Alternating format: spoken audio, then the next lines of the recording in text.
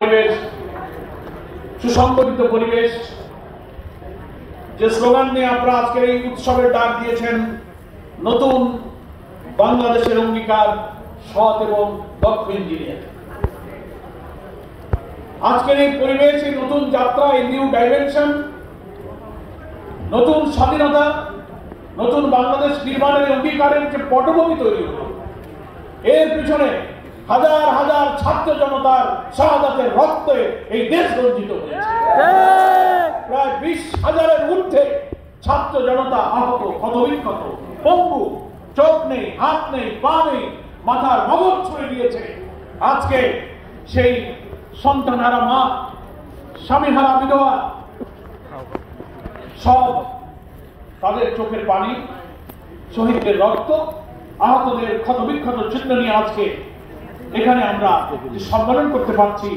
নতুন এই বাংলাদেশ অর্জনের পেছনে তাদের এই ত্যাগ, তাদের এই কোরবানি, তাদের এই কষ্ট, নির্যাতন ইতিহাসে তাদেরকে গৌরবের অংশীদার করেছে।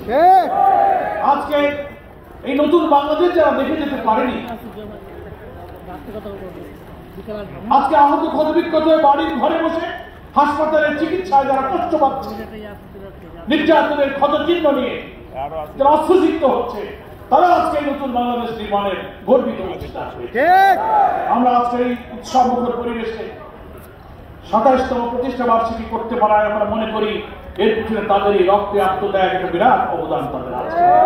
আমরা আল্লাহ তাআলার কাছে দোয়া করি দেশপ্রেমের জন্য, অন্যায়, অসত্য, অত্যাচারী শাসকের বিরুদ্ধে তারা যে গর্জে উঠেছিলেন, রক্ত দিয়েছিলেন, এই আন্দোলনের প্রতি তাদের কোনো ব্যক্তিগত স্বার্থ ছিল না, মানুষের স্বার্থ ছিল। আল্লাহ তাআলা তুমি তাদের এই রক্তদান, এই আত্মদান, এই জীবনদানকে শাহাদাতের মর্যাদা দাও। যারা আহত, অসুস্থ, আল্লাহ তাদের রক্তের উপরে, তাদের অঙ্গের উপরে, তাদের ত্যাগের উপরে যে বাংলাদেশ নতুন করে নির্মিত হতে যাচ্ছে, আমাদের এই জীবিত, অসুস্থ, আহত ভাইদেরকে সুস্থ করে তাদের স্বাভাবিক জীবনে ফিরে আসার তৌফিক তুমি দান করো। আমি আপনাদেরকে বিশেষ কারণে আজকে ধন্যবাদ জানাই। এখানে এসে আমরা জানলাম এবং আগেও আমরা জেনেছি, ইনস্টিটিউট অফ ডিপ্লোমা ইঞ্জিনিয়ার্স যে বিশাল সংগঠন, জাতীয় ভিত্তিক ইঞ্জিনিয়ারদের, প্রকৌশলীদের এই সংগঠন, যে ফ্যাসিবাদী, অত্যাচারী, কর্তৃত্ববাদী শাসকদের দলীয় পার্টি অফিসে পরিণত হয়েছিল। আজকে 5ই আগস্টের রাজনৈতিক পরিবর্তনের পর ফ্যাসিবাদ বিরোধী আন্দোলনে যারা মাঠে ছিলেন, আন্দোলনে ভূমিকা পালনকারী সে অনন্য রাজনৈতিক দলগুলোর মধ্যে আজকে আমরা ঐক্য তৈরি করে ইঞ্জিনিয়ারদের বিশাল সংগঠনকে বাঁচিয়ে রেখে সামনে নিয়ে যাওয়ার জন্য যে প্রতিজ্ঞা করেছেন, সেজন্য ঐক্যের জন্য আপনাদেরকে আমি ধন্যবাদ জানাই।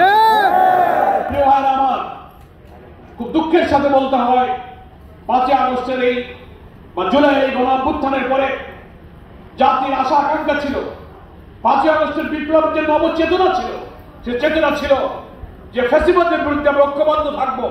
ভোটাধিকার, গণতন্ত্র, মূল্যবোধ, জাতিসত্তা, মানুষের অধিকার পায় না, ভাত, কাপড়, শিক্ষা, চিকিৎসার অভাব, ক্ষুধিত, বঞ্চিত, নিরন্ন মানুষের হাহাকার মধ্যে একটি নতুন বাংলাদেশ তারা গড়তে দিচ্ছিল না।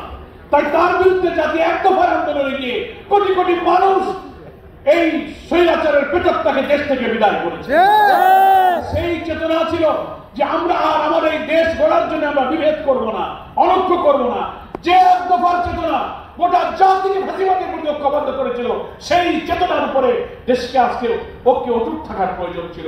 কিন্তু আমরা দেখতে পাচ্ছি, দুঃখজনক হলেও দেশ এবং বিদেশের থেকে অনেক চক্রান্ত, অনেক ষড়যন্ত্র করে ফ্যাসিবাদ বিরোধী আন্দোলনে যারা রাজপথে ছিলেন, ময়দানে ছিলেন, রক্ত দিয়েছেন, জীবন দিয়েছেন, তাদের পক্ষে ফাটল ধরবার জন্য একটা প্রচেষ্টা কিন্তু এখন অব্যাহত আছে।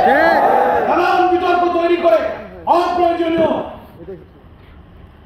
অনাকাঙ্ক্ষিত বক্তব্য এবং পরিবেশ তৈরি করে ফ্যাসিবাদ বিরোধী আন্দোলনের ছাত্র জনতার ঐক্যকে যদি তারা ফাটল ধরাতে পারে, তাহলে ওই নৈরাজ্য সৃষ্টিকারী এই পলাতক পতিত স্বৈরাচারকে বিদেশি প্রভুদের ইঙ্গিতে দেশে ফিরিয়ে আনার চক্রান্ত তারা হয়তো আবার বাস্তবায়ন করতে পারে। জাতির এই ঐক্যের সংকটের সময় ইঞ্জিনিয়াররা সারা বাংলাদেশে আজকে ফ্যাসিবাদ বিরোধী আন্দোলনে যারা জীবন দিয়েছিলেন, যা আমরা শুনতে পেরেছি 9 জন ইঞ্জিনিয়ার আপনারা যারা জীবন দিয়েছে, আরো হয়তো তারা জীবন দিয়েছিল, কিন্তু আপনারা যে এই ফ্যাসিবাদ বিরোধী ঐক্যকে নষ্ট করার চক্রান্তের প্রতি বৃদ্ধাঙ্গুলি দেখিয়ে আপনারা প্রথম যে ঐক্যের প্রাণ দিয়েছেন, এটা বাংলাদেশের ফ্যাসিবাদ বিরোধী আন্দোলনে ঐক্যবদ্ধ থাকার জন্য নতুন ইতিহাস তৈরি করবে। আমরা আশা করি আপনারা এই প্রতিষ্ঠানকে ধরে রাখবেন।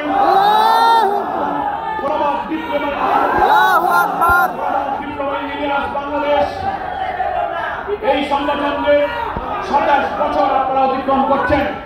আপনাদের প্রতিষ্ঠানের পেছনে, আপনাদের সংগঠিত হওয়ার পেছনে দুটো কারণ ছিল। একটা হচ্ছে এই বাংলাদেশ আপনারা গড়বেন, বাংলাদেশ আপনারা নির্মাণ করবেন।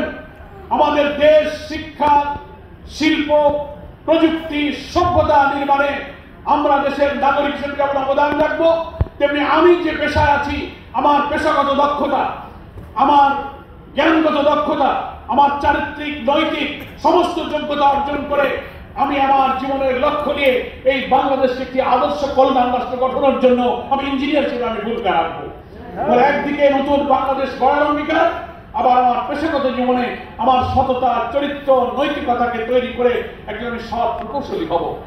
বাংলাদেশের শিল্প, কল কারখানা, জ্ঞান, বিজ্ঞান, সভ্যতা, প্রযুক্তির যত উৎকর্ষ